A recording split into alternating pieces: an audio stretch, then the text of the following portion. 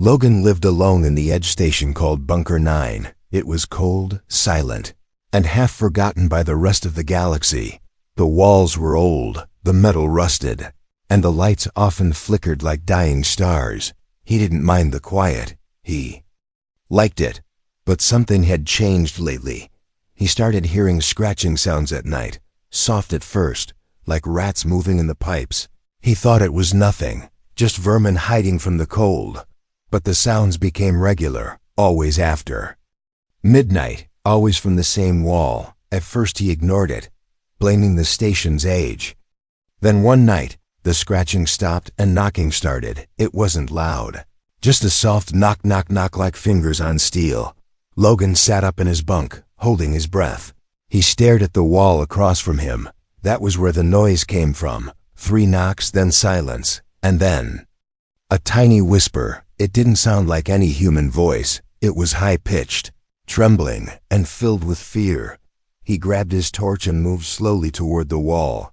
It was cold to the touch, colder than it should have been. He placed his ear against it. Nothing. Then suddenly scratch, scratch, right beneath his ear. He jumped back, his heart racing. "This station is falling apart," he muttered to himself, trying to calm down. But deep inside, he knew something wasn't right.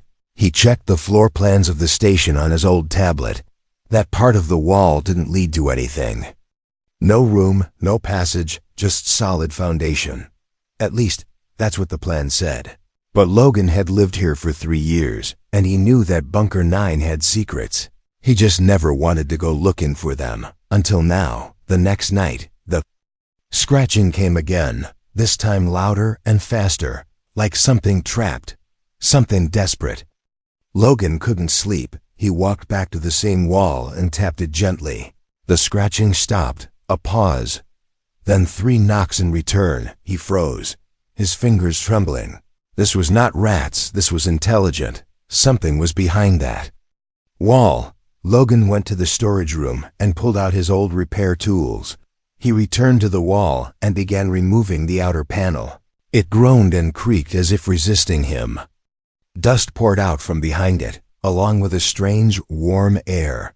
Behind the panel was a hidden hatch, circular, sealed tight, and covered in markings he had never seen, not human, not from any species he recognized. And faintly behind the hatch, he heard something breathing, not loudly, but steadily breathing. Something was alive in there. His hands shook as he ran them over the hatch. There was no handle, no lock.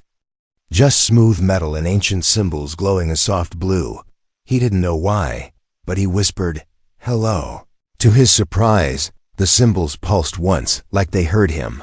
The hatch made a soft hissing sound and slowly began to open. Logan stepped back as warm air rushed out, thick and heavy. The space inside was dark, but not empty. He raised his torch and aimed it inside. The beam cut through the dark and landed on a figure. Small, thin, curled up on the floor. At first he thought it was a child. Then the creature looked up. Its eyes were too big, glowing faintly in the light. Its skin shimmered like silver, and its arms were too long for a human. It blinked at him, not with fear, but with hope. Like it had been waiting. Logan took a step back. Unsure what he had found, the creature stood slowly. Its legs weak, body trembling. It tried to speak, but only a soft chirping sound came out. It held out one hand, no, not a hand, but a 3-fingered claw toward him. He didn't move, didn't speak. The creature took another step forward, limping, eyes wide and unblinking. Then it collapsed on the floor with a soft sigh. Logan dropped to his knees and reached for it. It was cold, thinner than it should have been.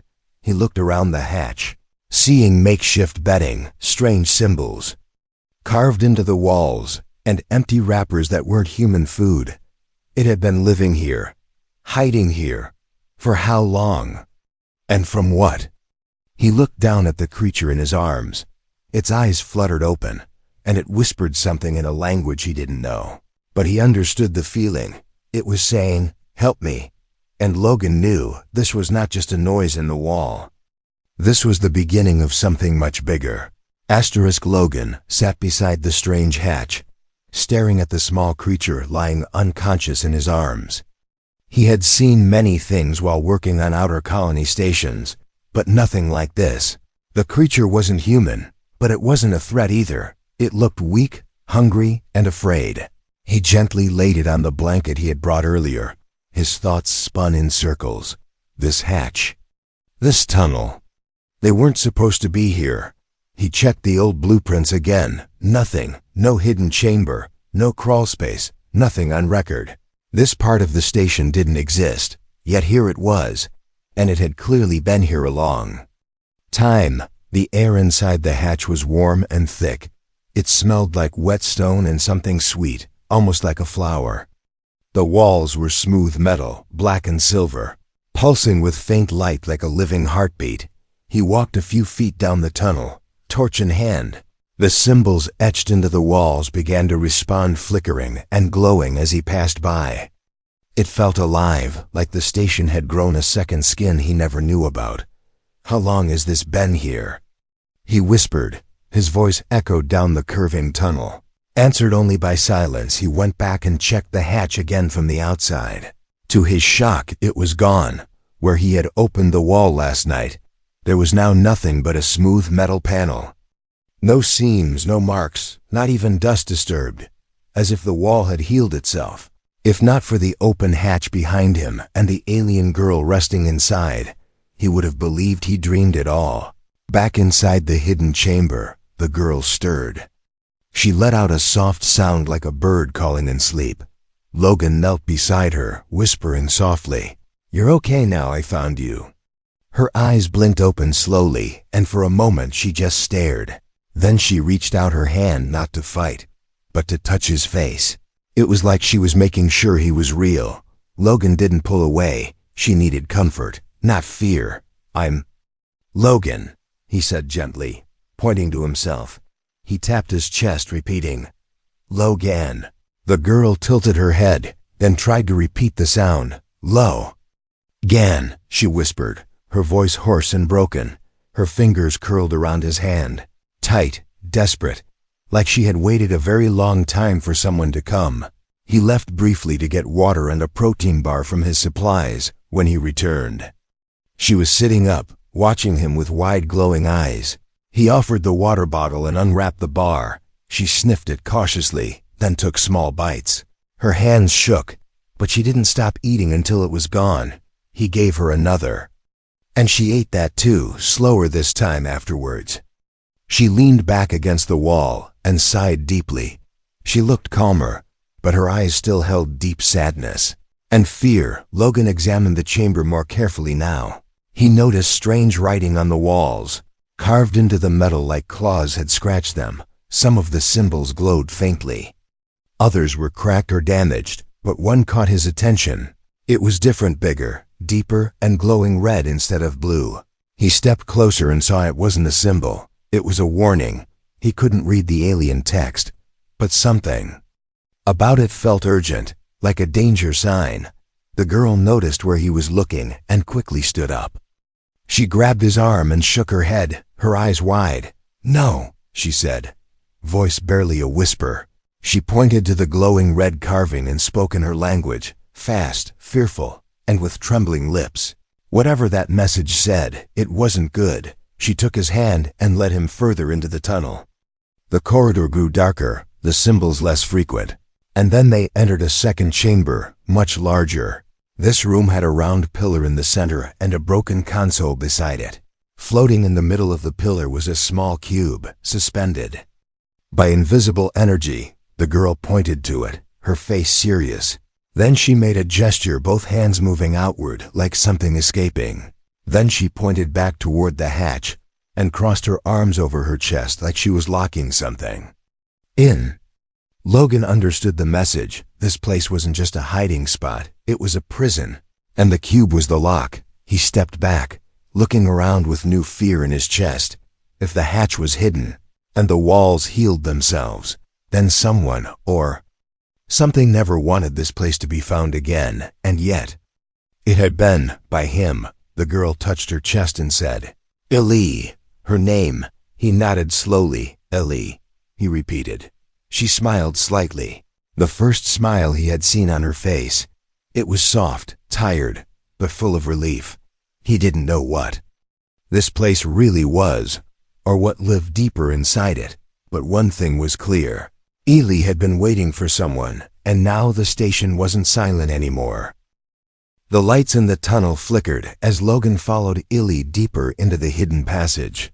Every few steps she would stop, listen, and sniff the air like an animal sensing danger.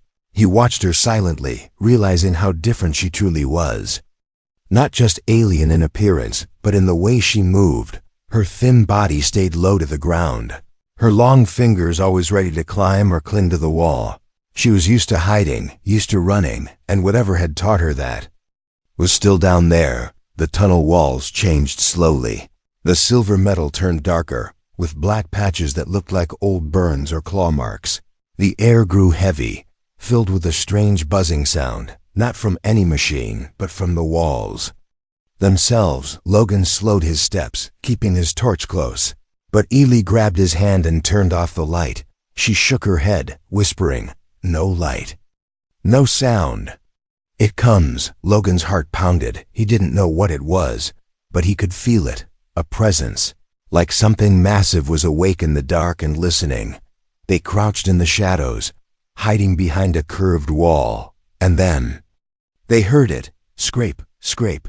It wasn't the gentle scratching from before. This was heavier, deeper, like claws dragging across stone. A thump followed one, two, then silence. Logan held his breath, his body frozen. Something was moving in the chamber ahead. Something big. He dared to peek around the corner, and what he saw made his blood run cold. A creature stood in the center of the chamber, tall, wide, its body covered in thick black scales. It had no face, just a smooth bone-like mask with small glowing holes where eyes should be. Its arms were long and dragged behind like tails, and its back pulsed with veins that glowed red. It was sniffing the air, searching. Its movements were slow but full of power, like it didn't fear anything. Logan ducked back just as the creature turned its head. Ely was trembling beside him. Holding onto the wall with shaking hands, she whispered again, "Guardian. It guards. It kills." Her voice was barely there, filled with memory she didn't want to speak. Logan didn't ask questions, he simply nodded. They had to go back. But as they turned to crawl away, Logan's boot brushed a small metal piece on the floor. It clanged against the wall, just once, but it was enough. The creature roared, a sound that shook the entire tunnel. It wasn't just noise, it was pressure, like the air itself was alive and trying to crush them. Logan grabbed Ely's hand and ran. The torch was off, but he knew the way. Behind them, the tunnel shook as the beast chased after them. They passed the carved warning signs, the strange cube, and the broken console. The hatch was still open, waiting. Logan pushed Ely through first, then turned around. The creature was coming. He could see its glowing veins and hungry movements getting closer. But it wasn't just running, it was crawling on walls. The ceiling, like a nightmare set free. Logan jumped through the hatch and slammed the panel shut. But it didn't close automatically this time.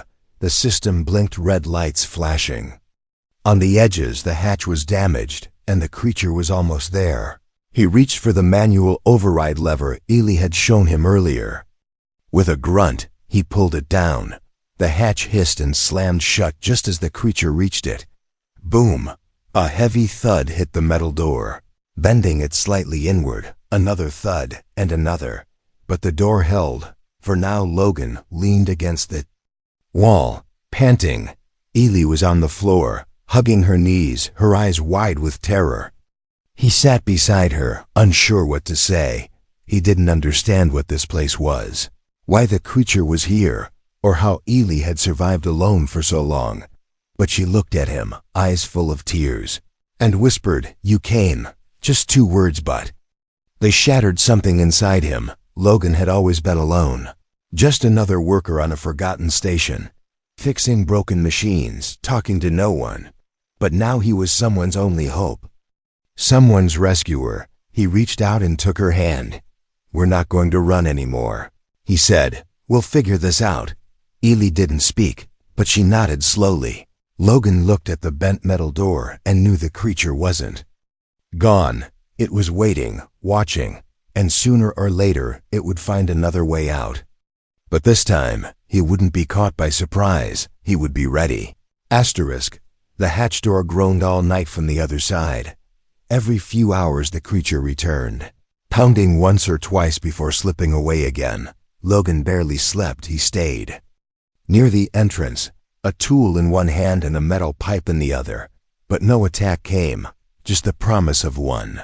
Ely lay curled up in the corner, silent and motionless, but her eyes never closed. She was awake like him, listening, waiting, fearing. When morning came, if you could call it that, inside a sealed station, Logan decided they couldn't hide forever. He needed answers there. Was something deeper going on, something ancient. He had felt it the moment he touched the glowing hatch for the first time. Ely followed him quietly back into the tunnel chamber with the strange pillar. The cube still floated in place, unmoving, but humming faintly like a sleeping machine. Logan circled the room, looking at every wall. Symbols and lines covered everything, alien writing, glowing dots, some scratched deeply into the metal. And then he saw it. At first he thought it was rust, but when he looked closer, it was something darker, dried and cracked like old blood. Drawn across one wall were images, not words, like a story carved in pain. He leaned in and ran his hand gently over it. The grooves were sharp, deep, and full of desperation. Someone had made this with claws or tools, or both. The story started with a ship, sleek and curved, surrounded by stars, then fire, explosions, crash. Next came images of tall creatures, standing proudly, maybe rulers or warriors. They were surrounded by others who looked like ugly, thin, small, fragile. Then the tall figures changed, twisted, darkened, and finally turned into the creature he saw last night. The transition was clear. Something corrupted them. Something inside this place. Ely stepped beside him and touched one part of the wall.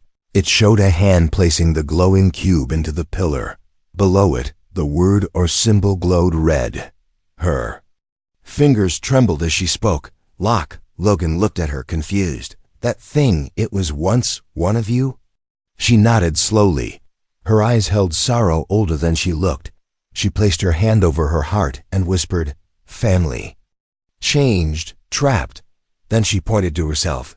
Not change. I ran. Logan stepped back, the horror rising in his chest.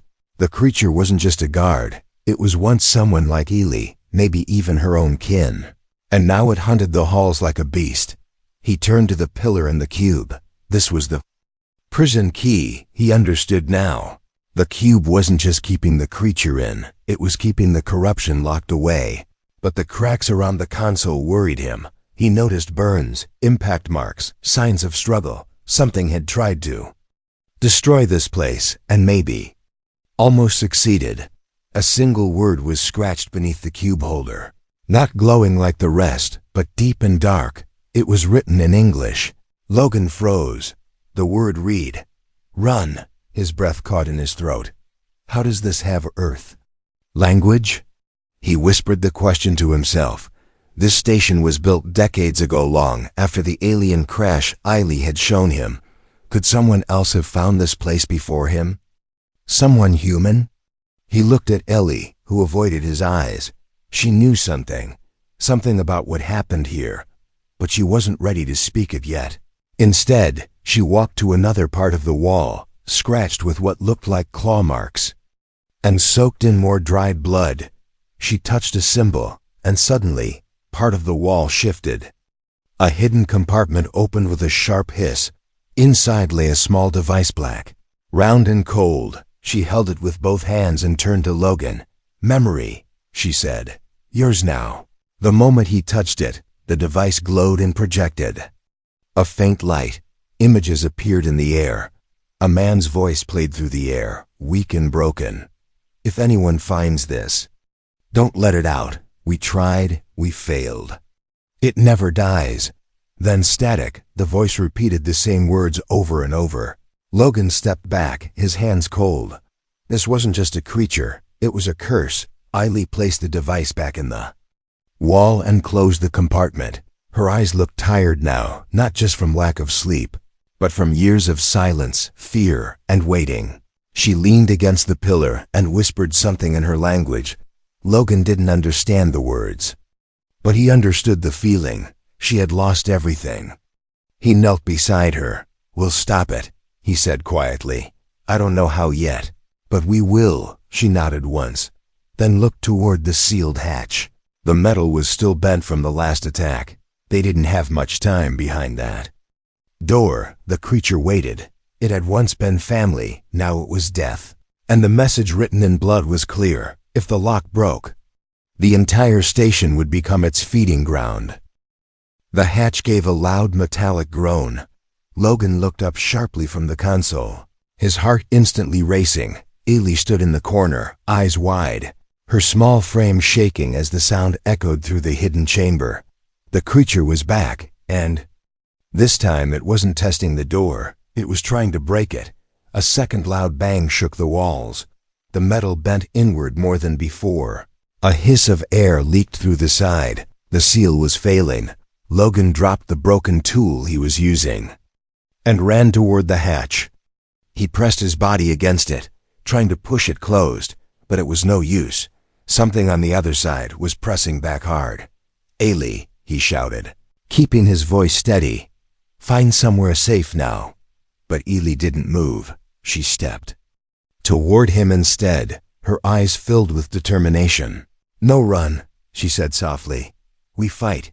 Logan didn't want her near that door, but he saw in her face the truth. She had faced this terror alone for years. She wasn't going to hide anymore. Another boom slammed the hatch, sending them both backward. The seal cracked open slightly. From the gap, a long claw slipped through. Sharp as a blade and black as night, it slashed blindly, missing Logan's leg by inches. He jumped back and shouted, "I have to hold it, or it'll get through." Eileen nodded and sprinted toward the old console beside the glowing pillar. She placed both her hands on it, whispering fast in her language. The console sparked to life. Lights blinked, and the cube in the center of the pillar pulsed with color. Blue, green, then red. The creature screeched from the other side of the hatch. It could feel the energy building. The cube was reacting to its presence. Logan felt the air tighten, like the pressure in the room had changed. Suddenly, a force pushed him back as the hatch sealed completely on its own. The claw vanished, the gap closed, and silence returned. Logan blinked, stunned. What just happened? He asked. Eileen stepped away from the console, her hands glowing faintly. "Defense hold." "But not long," she said, breathing hard. "Power weak." "Old system." Logan looked at the cube. Its glow was steady now, but cracks had formed around its floating base. The energy that kept the creature locked away was dying soon. The defense would collapse, and the Guardian would be free again. "Why is it here?" he asked. "Why did they leave it alive?" Eileen walked to the wall again and touched another hidden panel. It slid open to reveal a much older symbol. This one was shaped like an eye. She pointed at it and whispered, "Watcher. Becomes Guardian. Corrupted." Logan remembered the carvings from earlier, the tall creatures that had changed. The Guardian wasn't just some monster. It was once a protector, now twisted into something else. Something hungry. He turned toward the tunnel. "We need weapons," he said. Eileen tilted her head, confused. He smiled weakly and added, "Things that hurt bad guy." She blinked, then nodded quickly. She moved toward the back of the room and activated another hidden chamber. Inside were relics, long rods with glowing tips, a few sharp discs, and a small device that looked like a grenade. Logan picked up one of the rods. It was light, but when he pressed the side button, it sparked with a pulse of energy. He grinned. "Well, now we're talking." Eileen handed him the device, then took one for herself. Her hands shook slightly, but her face was calm. They trained for the next hour. Logan tested the weapons, learning their weight and how to activate them. Eileen showed him weak points in the walls that could be used to trap or block the tunnel. She also activated several defense nodes, small orbs hidden in the walls that projected barriers or energy pulses. The chamber became a battlefield, one that they could control, but not forever. Cracks began forming around the hatch again. The Guardian was pounding harder, more often. It could sense something, maybe that its time was running out. Maybe that the ones inside were no longer just prey. Logan stood near the pillar, holding the rod tightly. He looked at Eiley, who now stood beside him in a battle stance. They nodded at each other, silent but ready. Then the final bang came. The hatch shattered inward. Smoke and sparks flew as the metal tore apart like paper. The creature stepped through. It was taller now, glowing from within. Its body cracked and burned with energy. But it didn't slow down. Logan raised the rod and charged. Eiley followed, her own weapon glowing brightly. They didn't wait for the Guardian to attack first. This time, they were the ones striking. This time, they would fight for their lives, for each other, and for the hope that maybe, just maybe, it could be stopped. Asterisk. The moment the Guardian broke through the hatch, everything changed. The chamber filled with smoke and sparks. Metal groaned under the pressure of its steps. Its glowing red eyes scanned the room like a predator that had finally found the ones who escaped it. Its mouthless face didn't show emotion, but its roar shook the chamber like thunder. Logan rushed forward first, gripping the alien rod tightly. He wasn't a soldier, not a hero, just a man with tools, but now he had something more. He had purpose. He aimed the weapon at the creature's legs and fired. A blast of blue energy struck the beast, making it stumble. Eiley moved fast, using her small size to her advantage. She rolled under a swipe of the Guardian's massive arm and jumped to a ledge on the side wall. From there, she activated a defense orb. A green pulse shot across the chamber and hit the Guardian square in the chest. It didn't fall, but it slowed. The thing was strong, far too strong to fight by force alone. But they didn't need to win by strength. They needed to outthink it. Logan ducked behind a pillar as the Guardian swung its long arm through the air. The metal where he stood seconds ago was torn apart. He rolled to another side and triggered one of the traps they had set earlier. A net of crackling energy dropped from the ceiling and wrapped around the creature's upper body. For a moment, it froze, trapped. "Eiley now," he shouted. Eiley jumped from the ledge and hurled a glowing disc at the Guardian's head. It struck with a blinding flash and exploded in a burst of sound and heat. The creature screamed, a deep, unnatural sound that echoed like 10 voices at once. It tore through the energy net with brute force, its skin smoking from the blast, but it wasn't down yet. It charged toward Logan with terrifying speed. He raised the rod again, but the Guardian smacked it aside with ease. The weapon flew out of his hand and clattered across the floor. The beast grabbed Logan by the chest and lifted him off the ground. Its fingers were like steel cables, squeezing the life out of him. Logan gasped, struggling to breathe. But he saw Eiley sprinting toward them, her small blade glowing bright. She jumped and stabbed the creature in the arm, forcing it to drop Logan. He fell to the ground, coughing hard. Ellie helped him up, her hands warm and trembling. He looked into her eyes and nodded. They couldn't hold back anymore. This had to end now. Logan grabbed the grenade-like device they found earlier and armed it. "I'm going to distract it," he said. "You get to the console." Elise shook her head at first, but then she saw the determination on his face. She gave him a single nod and ran back toward the glowing pillar. The cube above it was flickering, its power almost gone. Logan ran straight at the Guardian again, shouting loudly to draw its attention. He threw the device at its feet. The explosion was small but powerful, sending both of them flying. The creature crashed into the far wall, stunned for a moment. Logan landed hard but rolled and got back up, blood running from his nose. Eiley reached the console and pressed her hands into the control symbols. Lights burst from the floor as the old system activated.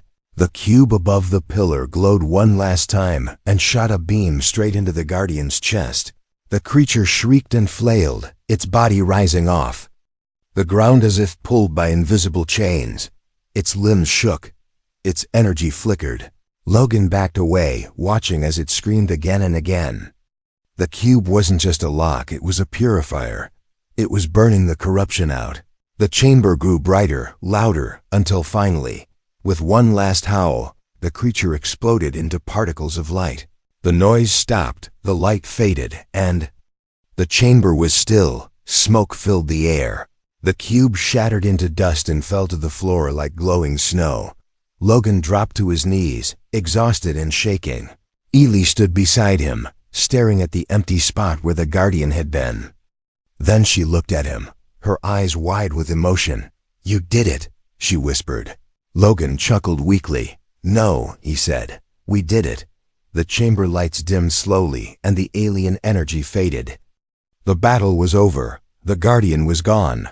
And for the first time since Ely had come to this dark place, she was free. But Logan wasn't thinking about victory. He was thinking about what came next, what had created this Guardian. Why had humans left a warning behind? And were there more chambers like this, on other forgotten stations, hiding other nightmares? He didn't know, but he knew one thing. He wouldn't leave Ely alone ever again. They had faced death together, now they would face whatever came after, together. The chamber was quiet now, where once there had been screams, fire, and death. Now there was only silence. Logan stood in the middle of the room, covered in dust and bruises. His breath was heavy, his legs weak, but his heart calm. Beside him, Ely reached out and gently touched his hand. Her eyes glowed softly in the dim light. No fear remained in them, only peace. The cube was gone. The pillar that held it was cracked and lifeless. The alien lights in the walls had stopped glowing. The entire underground system felt empty now, as if it had completed its purpose. The prison was gone, the Guardian defeated, and the curse ended. Logan looked around at the walls one last time. The carvings were still there, the story of Ely's people. The crash, the corruption, the warning left in blood. But now a new part of the story was ready to begin. A story not carved into metal, but lived in the stars. "We can't stay here," Logan said softly. "This station is dying." Ely nodded. She looked toward the tunnel they had come from. The path that had once been dark, dangerous, full of terror. Now it felt like the road to freedom. They walked slowly through the tunnel. The metal walls were silent, no longer pulsing or humming. The air was cooler, still heavy with dust but no longer thick with danger. As they moved, Logan noticed something new. The tunnel that once ended near the hatch had opened wider. The walls had shifted, revealing a side path that hadn't been there before, a new corridor, smooth and curved like the rest, but this one led upward, toward the surface. Ely stopped and touched the side of the wall. The symbols there glowed faintly, not warning signs, but something like gratitude, like the system was saying goodbye. When they reached the end of the path, a metal door slid open silently, and beyond it, the main floor of the station came into view. Logan hadn't seen it in days. The old lights flickered, the hallways creaked, but it felt different now. No more scratching in the walls. No more knocking in the night. Just a quiet station, broken, but safe. They returned to his quarters first. Logan grabbed what little gear he had left, his old coat, a med kit, a few tools. Ely explored the room with wide eyes, touching the soft blanket on the bed, the photos on the wall. It was the first real home she had entered in years. She smiled as she sat on the edge of the bunk, then looked at Logan shyly and asked, "Yours?" He chuckled. "Ours," he said. But they both knew they couldn't stay. The damage to the station was too great. The systems were failing, the generators flickering. It was time to leave. Logan took Ely to the hangar bay. His old shuttle sat there, dusty and unused. He hadn't flown it in a long time.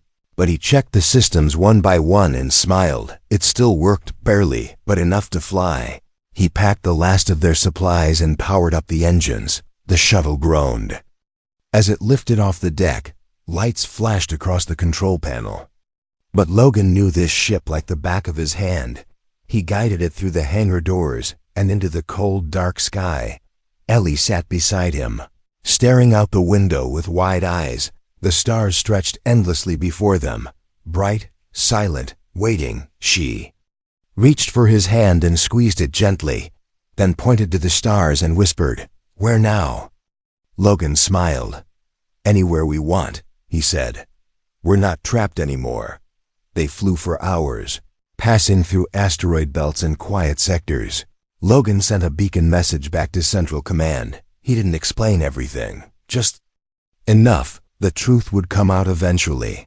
But not now. For now he wanted peace, and Eiley deserved it more than anyone. They landed on a quiet moon days later, a small Terra colony with green fields and warm air. Logan found an old shelter near the edge of a forest. He fixed it up, little by little. Eiley helped, learning fast, laughing often. She planted strange alien seeds that bloomed in colors the humans had never seen. The locals stared at her at first, unsure of what she was, but when they saw her kindness, her gentleness, their fear faded. One evening, as the stars came out, Eiley sat beside Logan near the small fire. She looked at him with soft eyes and whispered, "Why? Help me?" Logan stared at the flames for a moment, then answered, "Because I heard something in the walls," he smiled. "And when I opened the hatch, I didn't find a monster." He looked at her. "I found you." She smiled and leaned her head on his shoulder. The stars above them blinked quietly, 1,000 more stories waiting to be discovered.